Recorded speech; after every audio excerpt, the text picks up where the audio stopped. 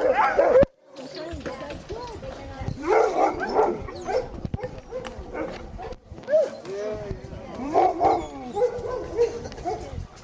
OJ and Big Boy were best of friends when Big Boy was a puppy.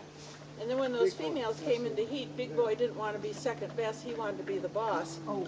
So they have had some disagreements. So please, if you see something going on behind my back that looks dangerous, let me know. Okay. Big Boy's pretty good to ignore OJ, but OJ puts his hackles up, struts around, pushes Big Boy around, and it's a foolish thing because Big Boy could, you know, swat him with one paw. Yeah.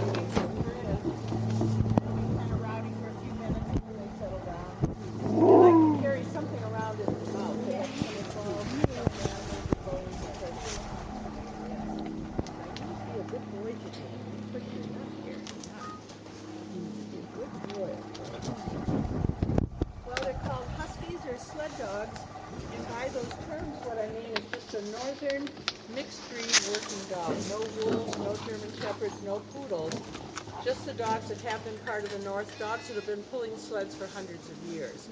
And I couldn't get in the front door of a dog show with these dogs. They don't have papers, I don't have papers. Luckily we don't want to go to dog shows, we want to go down the trail, over the mountains, across the ice. And these are some of the best dogs I've ever had. I've raised most of them from puppies. Oh, wow. The purebred huskies, the Malamutes, the Siberian huskies, you probably know those breeds at home. Those are registered dogs. They come with papers, and you can take those dogs to dog shows. And from anywhere from 50 to 100 years, those dogs have been selectively bred to come up with the beautiful faces, the blue eyes, the wonderful pet qualities, perfect conformation for dog shows, but not working qualities. So today, most dog mushers stay away from the pure breeds, and we're just mixing dogs together, not just any old dogs. We all keep family trees of which traits a dog passes on. But we try to bring two lines of huskies together to come up with puppies that are better than anything else we've had before.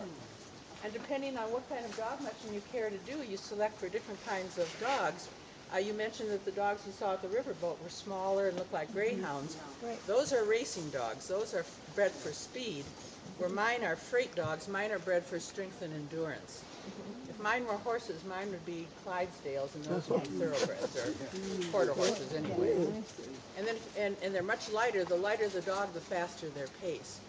My females weigh 65 to 70 pounds. The males are 80 to 90 pounds, and their trot is about 8 to 9 miles an hour. The winning teams on the Iditarod trot at 12 to 13 miles an hour, and that's a significant difference over 1,000 miles. Say you worked all week and you still wanted to race dogs, you'd probably be a sprint racer and race on the weekends, and those are the real fast races.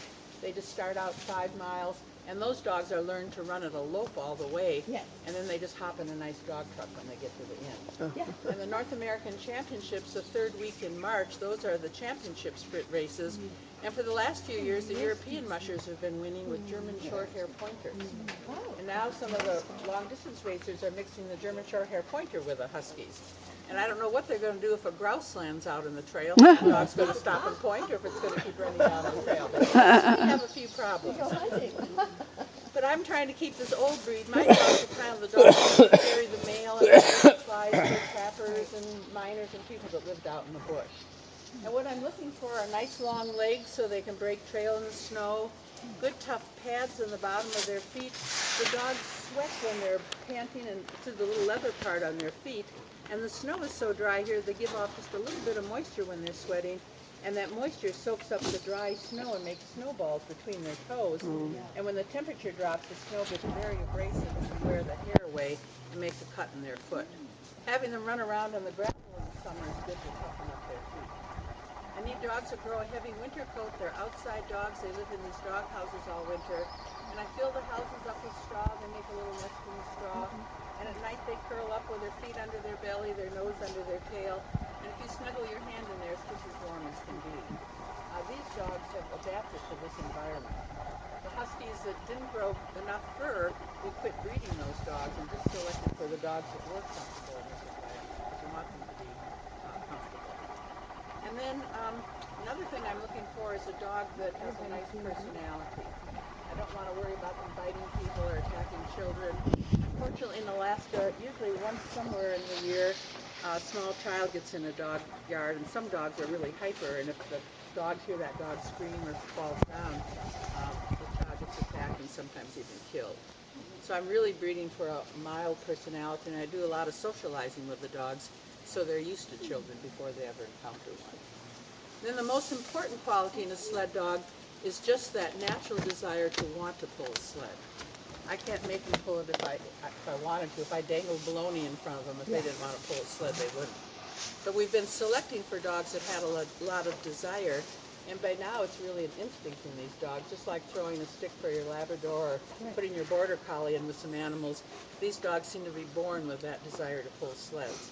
So it makes my job of training quite easy, and the young dogs imitate the older dogs, so the older dogs are doing a lot of the teaching too. I'm really just fine-tuning the details of the behavior. The pen behind you would be a heat pen or a puppy pen.